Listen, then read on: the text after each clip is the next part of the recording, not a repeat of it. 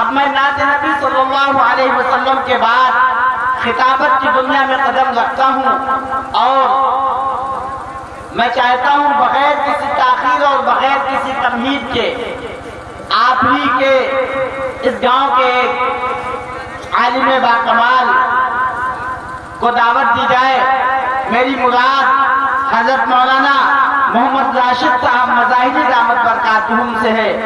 میں بڑے ہی ادب و احترام کے ساتھ ان سے التماس کرتا ہوں کہ حضرت والا تشریف لائیں اور اپنے مواعظ حسنہ سے ہم سب کے قلوب کو منور و مجلہ فرمائیں۔ میں ان چار رسول سے ان کا استقبال کرتا ہوں کہ تیرے بغیر رونق دیوار و در کہاں، تیرے بغیر رونق دیوار و در کہاں، شام و سحر کا نام ہے شام و سحر کہاں، یہ رتبہ بلند ملا جس کو مل گیا، ہر مدعی کے واسطے دار و رسل کہاں۔ ان چار مصروں سے میں حضرت مولانا محمد راشد صاحب مظاہری استاد جامعہ حسینیہ محمدی سے درخواست کرتا ہوں کہ حضرت والا تشریف لائیں اور اپنے قیمتی خطاب سے ہم سب کو نوازیں۔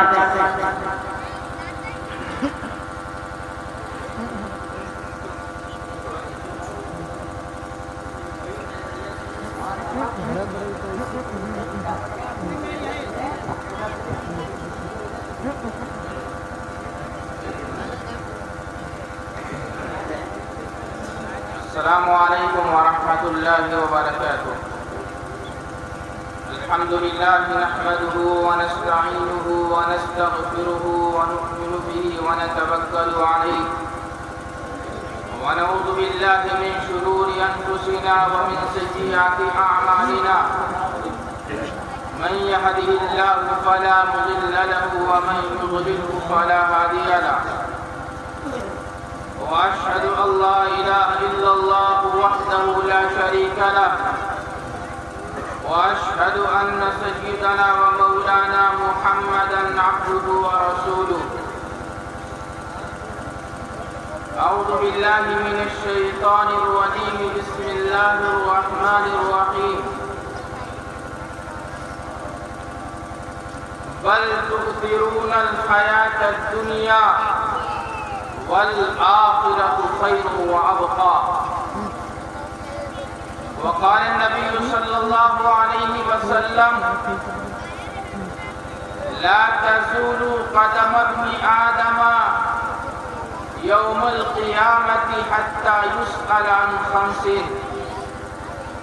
عن عمره فيما أفناه، وعن شبابه فيما أبلاه،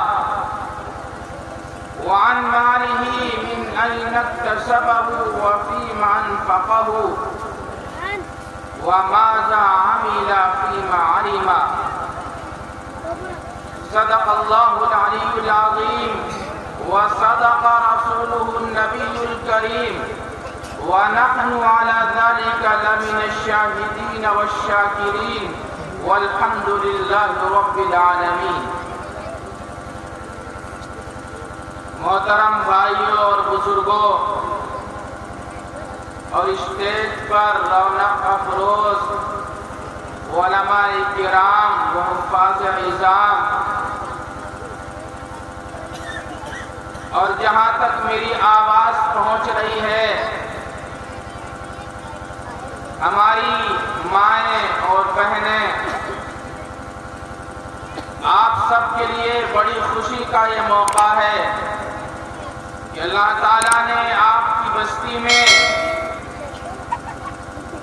یہ بڑا ہی محترم شان دینی پروگرام منعقد کرنے کے لیے ہمارے گاؤں کے نوجوانوں نے، بچوں نے، بلکہ گاؤں کے ہر فرد نے اس کے لیے کوشش کی۔ میں ان تمام حضرات کا شکر گزار ہوں اور اللہ سے دعا کرتا ہوں کہ اللہ تعالیٰ ان تمام لوگوں کو جنہوں نے بھی اس پروگرام میں کسی بھی طریقے سے حصہ لیا، اللہ انہیں بہترین بدلہ عطا فرمائے، اور جس مقصد کے لیے یہ پروگرام منعقد کیا گیا، یہ جلسہ سجایا گیا، اس کے اچھے اثرات ہماری اس بستی کے اوپر اللہ تعالیٰ مرتب فرمائے۔ اس جلسے کو اللہ ہماری بستی میں دینی ہواؤں کے چلنے کا ذریعہ بنا دے، لوگوں کی زندگیوں کی تبدیلی کا ذریعہ بنا دے۔ اللہ تعالیٰ سے ہم دعا کریں کہ اللہ تعالیٰ ہمارے اس پروگرام کو خیر و عافیت کے ساتھ منزل مقصود تک پہنچائے۔ آپ کے اس جلسے میں مہمان خصوصی کے طور پر قصبہ محمدی سے حضرت اقدس مفتی احسان اللہ صاحب دعوت برکاتہم وہ تشریف لا چکے ہیں۔ ایئرپورٹ میں کچھ ہی وقت میں آپ کے سامنے ہوں گے، اور حضرت مولانا ہاشم گدیانوی صاحب وہ بھی گاؤں میں تشریف لا چکے ہیں۔ میں گاؤں کے ایک فرد کی حیثیت سے کچھ باتیں آپ حضرات کے سامنے عرض کرنا چاہتا ہوں۔ اللہ تعالیٰ سے دعا ہے کہ اللہ تعالیٰ صحیح اور سچی اور ہم سب کے نفع والی باتیں اللہ زبان سے نکلوا دے، اور مجھے خود بھی اس پر عمل کی توفیق عطا فرمائے، اور آپ حضرات کو بھی اس پر عمل کی توفیق عطا فرمائے۔ قرآن کریم کی ایک چھوٹی سی آیت میں نے آپ کے سامنے تلاوت کی ہے۔ میرے بھائیوں، قرآن کریم کا یہ اعزاز ہے کہ قرآن کی چھوٹی سی چھوٹی آیت انسان کی زندگی میں انقلاب لانے کے لیے کافی ہے۔ اگر کوئی شخص قرآن کریم کی صرف ایک آیت پر عمل کر لے تو انسان کی پوری زندگی سنور سکتی ہے، لیکن شرط یہ ہے کہ سچے دل کے ساتھ اور ہر طریقے سے یہ سمجھ کر کے کہ یہ قرآن اللہ کا کلام ہے اور اس کی ایک ایک آیت ہم سب کے لیے رہنمائی اور رہبری کا ذریعہ ہے۔ جو آیت کریمہ میں نے پڑھی ہے بظاہر بہت مختصر ہے۔ قرآن کریم کا اعزاز اور اس کی آیتیں بعض بہت چھوٹی ہوتی ہیں، لیکن وہ اپنی معنی کے اعتبار سے، اپنے مفہوم کے اعتبار سے بہت وسیع مفہوم رکھتی ہیں۔ اللہ تبارک و تعالیٰ نے اس آیت کریمہ کے اندر ہم سب کی ایک بہت بڑی بیماری بیان فرمائی ہے، اور اللہ نے اس کا علاج بھی بتلایا۔ اگر وہ بیماری ہماری دور ہو جائے تو میرے بھائی میں قسم کھا کے یہ بات کہہ سکتا ہوں کہ انشاءاللہ ہمارے اندر سے تمام برائیاں ختم ہو جائیں۔ اگر صرف اس ایک بیماری پر ہم کنٹرول کر لیں اور اس بیماری کو دور کر لیں، اس مرض کا علاج کر لیں، تو میرے بھائی ہماری پوری زندگی صحیح ہو سکتی ہے۔ وہ بیماری کیا ہے؟ وہ بیماری یہ ہے کہ اللہ فرماتا ہے بل تؤثرون الحیات الدنیا، تمہارا حال یہ ہے، تمہارے اندر ایک مرض یہ پیدا ہو گیا ہے کہ تم دنیا کی زندگی کو آخرت کی زندگی پر ترجیح دیتے ہو۔ دنیا کی زندگی کو، دنیا کے کاموں کو آگے رکھتے ہو، آخرت کی زندگی کو تم نے بھولا دیا ہے، آخرت کے کاموں کو تم نے بھولا دیا ہے۔ حالانکہ آخرت دنیا سے بہتر بھی ہے اور دنیا سے زیادہ پائیدار بھی ہے۔ میرے بھائی، دنیا کی محبت یہ ایسی چیز ہے جو تمام برائیوں کی جڑ ہے۔ ہم میں سے کون نہیں جانتا ہے، اسے یہ بات معلوم نہیں کہ جو بھی انسان اس دنیا میں آیا ہے اسے مرنا ہے۔ ارے بھائی، کوئی ایسا شخص ہے جسے موت پر یقین نہ ہو؟ ہر چیز میں لوگوں نے اختلاف کیا، یہاں تک کہ بہت سے لوگوں نے خدا کا انکار کر دیا کہ نہیں، دنیا کے نظام تو ایسے چل رہا، آٹومیٹک چل رہا۔ لیکن آج تک کسی شخص نے موت کا انکار نہیں کیا۔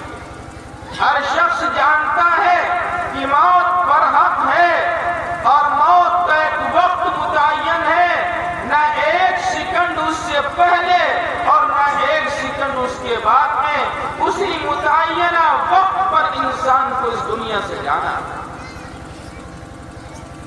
لیکن موت کا وقت کسی کو معلوم بھی نہیں کہ ہم 1 گھنٹے بعد تک زندہ رہیں گے یا نہیں رہیں گے، ہم صبح صحیح سالم اپنے بستر پر سے اٹھیں گے یا نہیں اٹھیں گے، کسی کو معلوم نہیں۔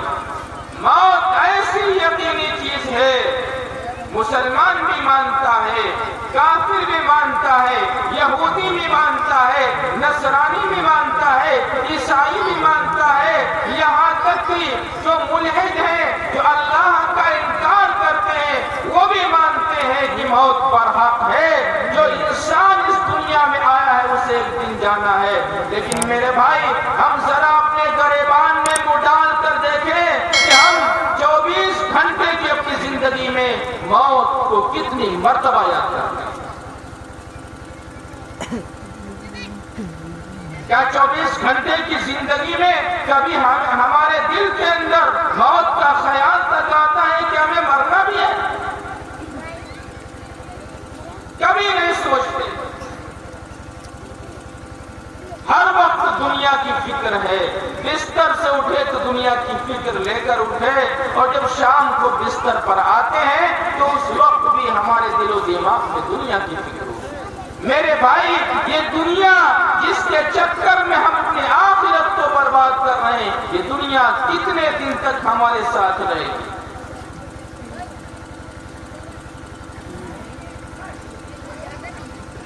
انسان محنت مزدوری کر کے خون پسینے کی کمائی سے عالیشان مکان بناتا ہے، اور وہ سمجھتا ہے کہ میں نے اگر اچھا مکان بنا لیا تو میں کامیاب ہو گیا۔ لیکن میرے بھائی، ذرا یہ بتائیے، اس مکان کے اندر کتنے دنوں تک وہ رہے گا، یہ اسے خود معلوم نہیں۔ ابھی اس کی روح نکلے، فوراً مکان سے نکال کر اسے قبرستان پہنچا دیا جائے گا۔ وہ مکان جو اس نے بڑی محنت و مشقت کے ساتھ میں بنایا۔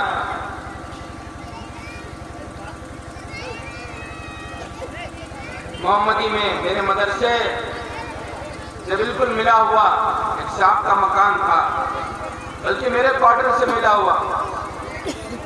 انہوں نے مکان کو، اچھا مکان تھا، لیکن جو پیسے والے ہوتے ہیں نا، ان کی تو نزاکتیں الگ الگ ہوتی ہیں۔ انہوں نے پورا مکان توڑ کر کے 3 منزل مکان تعمیر کروا، بڑا شاندار عالیشان مکان، اس میں پتھر ساری چیزیں اس میں مہیا کی۔ لیکن میرے بھائی، اس مکان کو جب تیار کروا کے فارغ ہوئے اس میں رہنے کے لیے، جا رہے تھے، اچانک ایکسیڈنٹ ہو گیا، ختم ہو گئے، گھر میں لاش آئی۔ میرے بھائی، یہ کوئی کامیابی ہے؟ اس دنیا کے چکر میں ہم حلال اور حرام کی تمیز نہیں کر رہے، جائز اور ناجائز کی فکر نہیں کر رہے، اپنے بچوں کی محبت میں، اپنی بیوی کی محبت میں،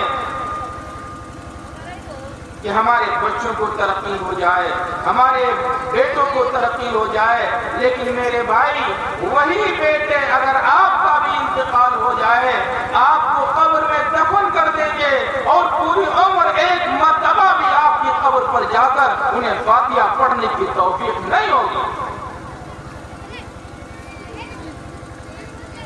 ارے کیا ہم نہیں دیکھتے جب ہمیں اپنے ماں باپ کی قبر پر فاتحہ پڑھنے کی توفیق نہیں ہوتی ہے تو ہم نے اپنی اولاد سے کیسے یہ امید کر رکھی ہے کہ ہمارے مرنے کے بعد ہماری اولاد ہماری قبر پر جا کر فاتحہ پڑھے گی؟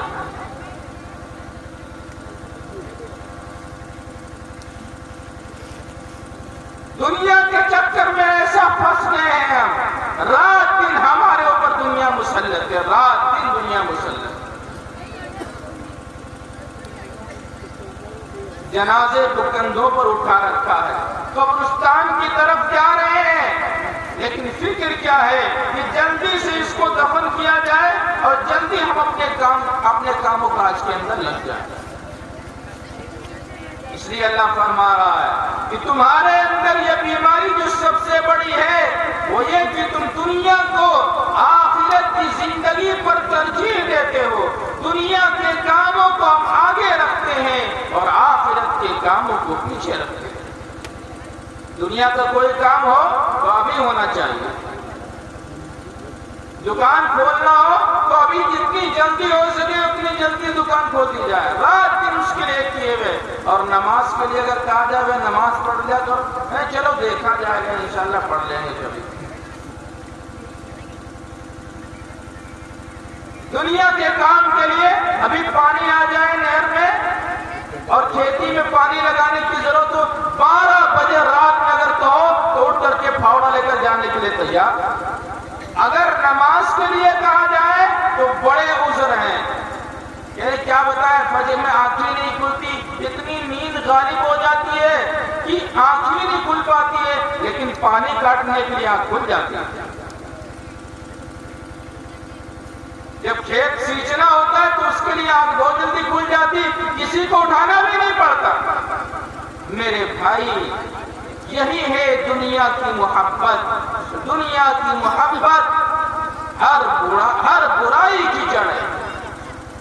اللہ تعالیٰ نے ہمیں جو زندگی عطا فرمائی، اس لیے اللہ نے آگے فرمایا اس کا علاج کیا ہے کہ دنیا کی محبت ہمارے دل سے نکل جائے، اس کا کیا علاج ہے؟ فرمایا اپنی آخرت کے بارے میں، اپنی موت کے بارے میں سوچا کرو۔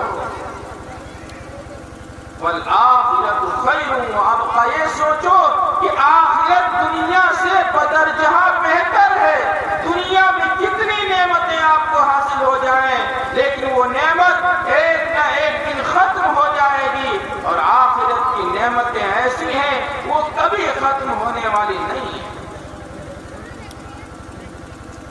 ایسی نعمتیں اللہ نے تیار کر رکھی ہیں۔ حدیث پاک کے اندر آیا، اللہ نے اپنے فرما بردار بندوں کے لیے جنت میں ایسی نعمتیں تیار کی ہیں، ما لا عین رأت ولا اذن سمعت ولا خطر علی قلب بشر، جس کو نہ کسی آنکھ نے دیکھا، نہ کسی کان نے سنا، نہ کسی کے دل پر ان نعمتوں کا خیال گزرا ہے۔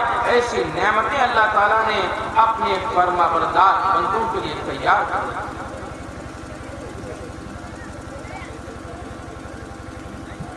لیکن میرے بھائی، یہ نعمتیں انہی کے لیے ہیں کہ جو آخرت کی زندگی کو دنیا کی زندگی پر ترجیح دیتے ہیں۔ اگر ایک دنیا کا کام آ جائے اور اس کے مقابل میں ایک آخرت کا کام ہے تو ہمیں یہ چاہیے کہ آخرت کے کام کو مقدم رکھیں، اس کو آگے رکھیں، دنیا کے کام کو پیچھے کریں۔ آخرت دنیا سے بہتر بھی ہے، ہمیشہ باقی رہنے والی ہے۔ دنیا کی کوئی بھی نعمت آخرت کی کسی نعمت کا نہ تو مقابلہ کر سکتی ہے اور نہ ہی دنیا کی کوئی نعمت ہمیشہ باقی رہ سکتی ہے۔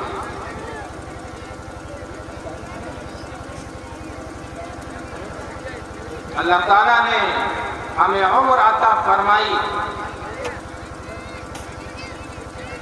یہ عمر اللہ تعالیٰ کی بہت بڑی نعمت ہے. یہ عمر ایسی چیز ہے کہ اس کا صحیح استعمال کر کے ہم اپنی آخرت کی ہمیشہ کی زندگی کو اچھا بنا سکتے ہیں، بہتر بنا سکتے ہیں. لیکن اگر ہم نے اپنی اس قیمتی عمر کو ضائع کر دیا، بیکار کاموں کے اندر اپنی اس عمر کو برباد کر دیا، تو میرے بھائی یاد رکھیں اس عمر کے بارے میں اللہ ہم سے سوال فرمائے گا. جو حدیث میں نے آپ کے سامنے پڑھی اس میں ہمارے آقا صلی اللہ علیہ وسلم نے ارشاد فرمایا، انسان کے قدم قیامت کے دن اللہ کے سامنے سے اس وقت تک نہیں ہٹ سکیں گے جب تک 5 چیزوں کے بارے میں اس سے سوال نہیں کر دیا جائے. اور یہ سوال کسی فرشتے کے ذریعے سے نہیں ہوگا. اللہ تعالیٰ براہ راست اپنے بندے سے پوچھے گا، اے میرے بندے بتا، میں نے تجھے عمر عطا فرمائی تھی، وہ عمر تو نے کہاں ضائع کی؟ ان عمرہ فیما افنا، بتا تجھے میں نے عمر دی تھی، وہ عمر تو نے کن کاموں کے اندر برباد کی؟ غریبوں کی مدد میں، غریبوں کے کام آنے میں اپنی عمر کو لگایا، نماز پڑھنے میں اپنی عمر کو لگایا، قرآن پاک کی تلاوت میں اپنے اوقات کو لگایا،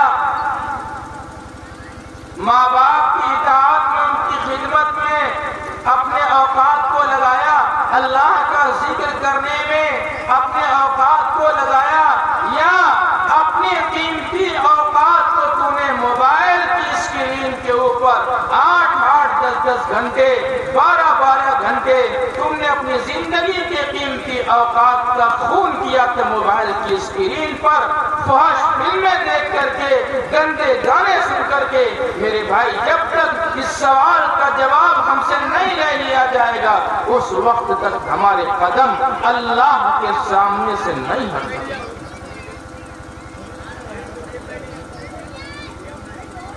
آج جو سب سے زیادہ جس چیز کو ضائع کیا جا رہا ہے، برباد کیا جا رہا ہے، حالانکہ وہ سب سے زیادہ قیمتی چیز ہے، وہ وقت ہے.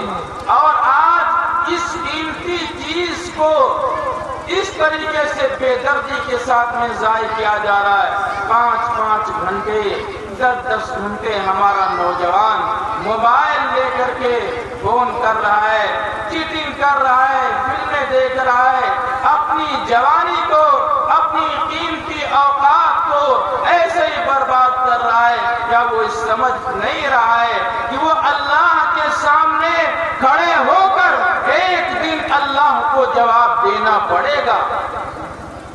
ان عمرہ فیما افنا، جب اللہ بندے سے پوچھے گا، ہم سے کہے گا، اے میرے بندے بتا، جو عمر میں نے تجھے عطا فرمائی تھی وہ عمر تو نے کہاں ضائع کی؟ تو ہمارے پاس اس وقت کیا جواب ہوگا؟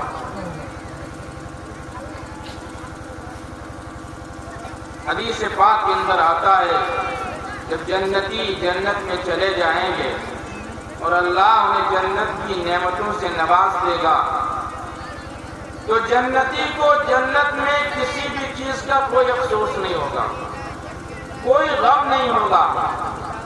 ہاں، علاوہ ایک چیز کے غم کے، ایک چیز کا غم جنتی کو ہوگا. وہ کیا ہوگا؟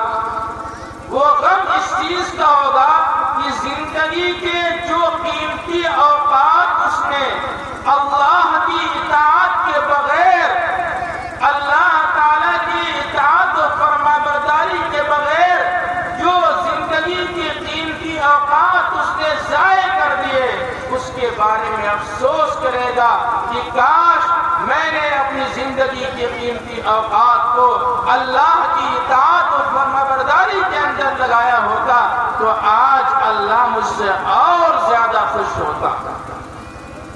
اس چیز کا افسوس ہوگا جنت میں، حالانکہ جنت میں اور کسی چیز کا کوئی غم نہیں ہوگا۔ دوسرا سوال جو اللہ فرمائے گا اپنے بندے سے، ان شبابہ فیما ابلا، جوانی کے بارے میں، کہ اے میرے بندے بتا میں نے تجھے جوانی کی نعمت عطا فرمائی تھی، وہ جوانی تو نے کن کاموں کے اندر پرانی کی؟ جوانی بھی اگرچہ عمر کا ایک حصہ ہے، عمر میں جوانی بھی داخل تھی، لیکن جوانی کے بارے میں الگ سے سوال کیا جائے۔ کیوں؟ اس لیے کہ جوانی ایک مستقل نعمت ہے۔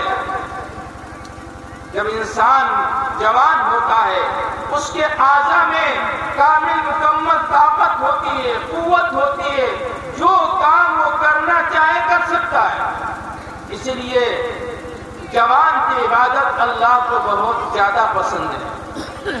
ایک حدیث پاک کے اندر آیا، پوری تفصیل نہیں بتلاؤں گا، کہ 7 قسم کے لوگ وہ ہیں جن کو اللہ تعالیٰ اپنے عرش کے سائے میں جگہ عطا فرمائے گا۔ انہی میں سے وَشَابٌ نَشَأَ فِي عِبَادَةِ رَبِّهِ، ایسا نوجوان جو پروان چڑھا ہو اپنے رب کی اطاعت کرتے ہوئے، اللہ ایسے نوجوان کو اپنے عرش کے سائے میں اس دن جگہ عطا فرمائے گا جس دن اللہ کے عرش کے سائے کے علاوہ کوئی سایہ نہیں۔ جوانی کے زمانے میں انسان کی قوت ارادی بہت مضبوط ہوتی ہے۔ اگر انسان کسی چیز کا پختہ ارادہ کر لے کہ میں اللہ کی نافرمانی نہیں کروں گا، تو یقیناً اس کی قوت اتنی مضبوط ہوتی ہے، اگر اپنے آپ کو اس پر جمانا چاہے تو جما سکتا ہے۔ جوانی کے زمانے میں اللہ کی جتنی عبادت کرنا چاہے بندہ کر سکتا ہے، جتنی تلاوت کرنا چاہے تلاوت کر سکتا ہے، جتنا نمازیں پڑھنا چاہے نمازیں پڑھ سکتا ہے۔ اور اصل کمال یہی ہوتا ہے کہ جوانی انسان کی پاکیزہ ہو، ورنہ کہاوت مشہور ہے کہ بڑھاپے میں تو بھیڑیا بھی بزرگ ہو جاتا ہے۔ جب بھیڑیا بوڑھا ہو جاتا ہے اس کے اندر بھی چیر پھاڑ کرنے کی طاقت نہیں ہوتی ہے، تو اب اس کے اندر بھی بزرگی آ جاتی ہے۔ میرے بھائی کمال کی بات تو یہ ہے کہ انسان کے اعضاء میں بھرپور طاقت ہو، پھر بھی اپنے آپ کو گناہوں سے روکے، یہ سمجھ کر کے کہ میرے رب نے جس کام سے منع کیا ہے وہ اس طرف میرا قدم نہیں اٹھ سکتا، اس لیے کہ میں اللہ کا بندہ ہوں۔ بندگی نام ہے اللہ کی اطاعت کا۔ اگر کوئی شخص اللہ کی نافرمانی کے ساتھ زندگی گزار رہا ہے تو میرے بھائی چاہے زبان سے وہ اللہ کی بندگی کا اقرار کرتا ہو، لیکن حقیقت میں وہ اللہ کا بندہ نہیں ہے۔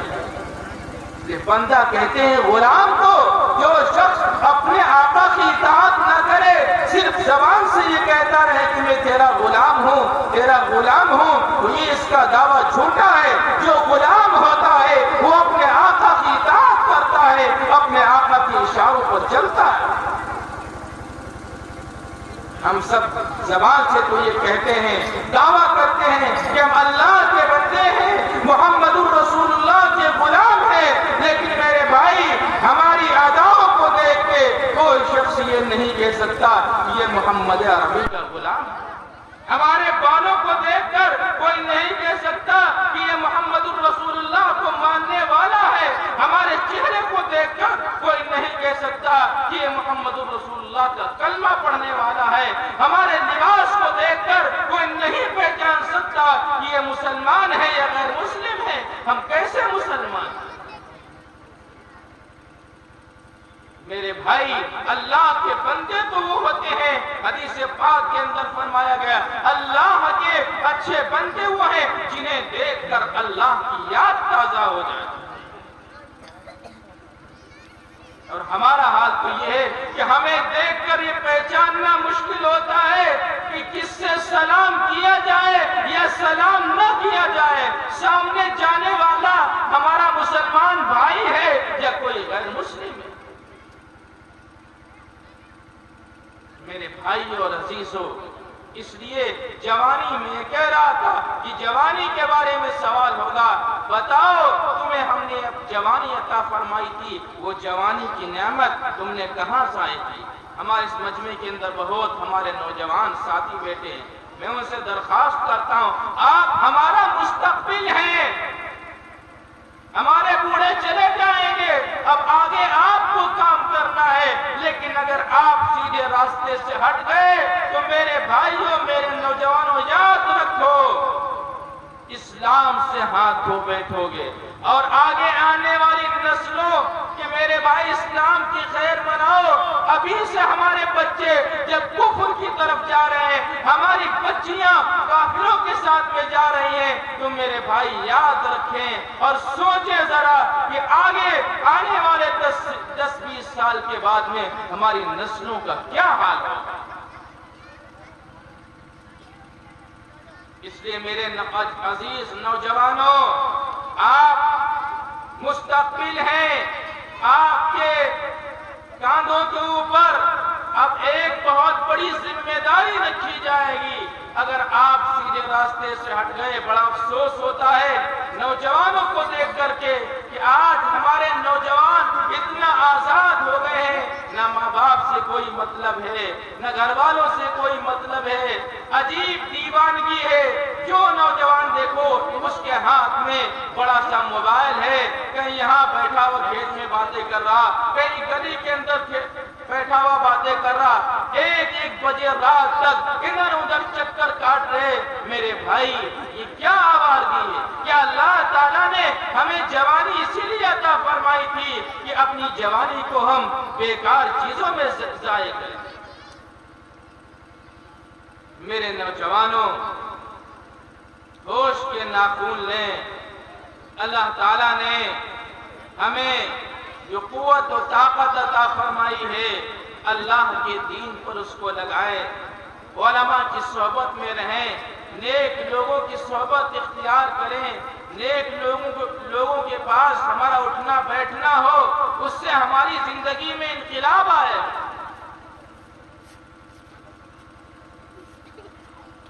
ہمارے نوجوانوں کا عجیب حال ہے، ماں باپ شکایت کرتے ہیں اولاد بالغ ہو گئی کہنا نہیں مانتی، حالانکہ ماں باپ کی بھی غلطی ہے۔ شروع میں لاڈ و پیار کے اندر اپنے بچوں کو اتنا چھوٹ دے دیتے ہیں، بچہ چھوٹا سا ہوتا ہے، رونے لگا، فوراً اس کے ہاتھ میں موبائل پکڑا دیا، لو بیٹا دیکھو دیکھو دیکھو۔ اب وہ دیکھ رہا، اس میں کارٹون دیکھ رہا، کچھ دیکھ رہا، یہاں تک کہ وہ بچہ موبائل کا اتنا عادی ہو جاتا ہے، اتنا شوقین ہو جاتا ہے کہ اب اسے کھانا نہ ملے تو اسے صبر آ جاتا ہے، لیکن موبائل نہ ملے اسے صبر نہیں آتا۔ عادت ہم نے اس کی خراب کی۔ اگر شروع سے ہم نے اپنے بچے کے ہاتھ میں موبائل نہ دیا ہوتا تو میرے بھائی اس کی عادت خراب نہ ہوتی۔ شروع میں لاڈ و پیار میں اپنے بچوں اور بچیوں کے ہاتھوں میں موبائل دے کر کے ہم نے اس کو خراب کر دیا، اب اس کی عادت بن گئی، اس کے اندر غلط لت پڑ گئی، اب اس سے یہ عادت چھڑوانا مشکل ہوتا۔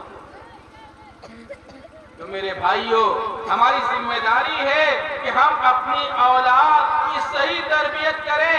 اللہ نے اولاد کی اگر نعمت عطا فرمائی ہے، یہ بڑی نعمت ہے، اس کے بارے میں بھی ہم سے سوال کیا جائے گا۔ اگر ہم نے اپنے بچوں کی صحیح تربیت نہیں کی، ان کو صحیح ادب نہیں سکھایا، انہیں بڑوں کا اکرام نہیں سکھایا، تو میرے بھائی یاد رکھیں اللہ کے یہاں ہم سے بھی پوچھا جائے گا، ہم نے تمہیں اولاد عطا فرمائی تھی، تم نے اس کی صحیح تربیت کیوں نہیں کی؟ تو ماں باپ کی بھی ذمہ داری ہے کہ اپنے بچوں کی صحیح تربیت کریں تاکہ ہمارے نوجوان سیدھے راستے پر چلیں، اور اس بات کی مکمل کوشش کی جائے کہ نوجوان بچوں کے ہاتھ میں موبائل قطعاً نہ دیا جائے، چاہے وہ بچے ہوں اور چاہے بچیاں ہوں، ان کے ہاتھ میں موبائل نہ دیا جائے۔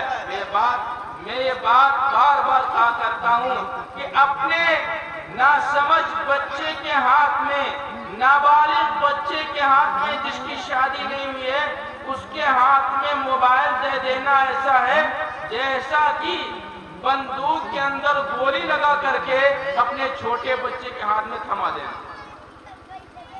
اب معلوم نہیں اس گولی کے ذریعے بھائی، اس سے زیادہ خطرناک ہے اپنے نوجوان بچوں کے ہاتھوں میں موبائل دینا۔ اس لیے میں کہہ رہا ہوں اس سے زیادہ خطرناک ہے کہ اگر بچے نے بندوق چلائی تو ہو سکتا ہے اس سے جان چلی جائے لیکن ایمان نہیں جائے گا، لیکن اگر موبائل کا غلط استعمال بچے نے کیا تو جان کے ساتھ ساتھ میں ایمان بھی جا سکتا ہے۔ اس لیے میرے بھائی اور عزیزو، میں بڑے درد کے ساتھ یہ بات کہہ رہا ہوں، بڑا افسوس ہوتا ہے اپنے نوجوانوں کو دیکھ کر کے، ان کی بے راہ روی کو دیکھ کر کے بڑا افسوس ہوتا ہے۔ میرے بھائیوں اور عزیزوں، اللہ نے ہمیں جو زندگی عطا فرمائی ہے، یہ جوانی عطا فرمائی ہے، یہ جوانی خرافات میں ضائع کرنے کے لیے نہیں۔ اور اس بات کو یاد رکھیں، جب یہ بات ہمارے دماغ میں آئے کہ جوانی ہے جو چاہو کر لو، تو یہ بات اپنے دماغ میں بٹھائیں، کل اسی جوانی کے بارے میں اللہ ہم سے پوچھے گا، اے میرے بندے بتا، تجھے میں نے جوانی عطا فرمائی تھی، وہ تو نے کہاں ضائع کی؟ یہ دو سوال کیے جائیں گے۔ تیسرا سوال ہوگا، بتاؤ تم نے مال کہاں سے کمایا، کیسے کمایا؟ جائز طریقے سے کمایا تھا یا ناجائز طریقے سے کمایا تھا؟ حلال طریقے سے کمایا تھا یا حرام طریقے سے کمایا تھا؟ جوا کھیل کے کمایا تھا یا سود لے کر کمایا تھا؟ جھوٹ بول کر کمایا تھا یا مکاری اور بےایمانی کر کے کمایا تھا؟ اللہ کے یہاں پوچھا جائے گا۔ آج تو مال کی محبت، دنیا کی محبت ہمارے دل میں ایسی گھس گئی ہے کہ آج ہمیں فکر ہی نہیں ہے کہ مال جائز طریقے سے آ رہا ہے یا ناجائز طریقے سے آ رہا ہے۔ بس پیسہ آنا چاہیے، مالداری آنا چاہیے، جائز اور ناجائز کی کوئی فکر ہی نہیں۔ اگر کبھی کہو تو لوگ کہتے ہیں مولوی لوگ یہ جائز ناجائز بتا کر کے ہمیں مالدار نہیں بننے دینا چاہتے۔ میرے بھائیوں اور عزیزوں، یہ مال جس کو آپ جائز اور ناجائز کی تمیز کیے بغیر کما رہے ہیں، یہ مال کتنے دن تک آپ کے ساتھ رہنے والا ہے؟ ابھی ہماری روح نکل جائے، اگر ایک سکہ ہماری جیب میں پڑا ہوا ہوگا وہ بھی نکال لیا جائے گا۔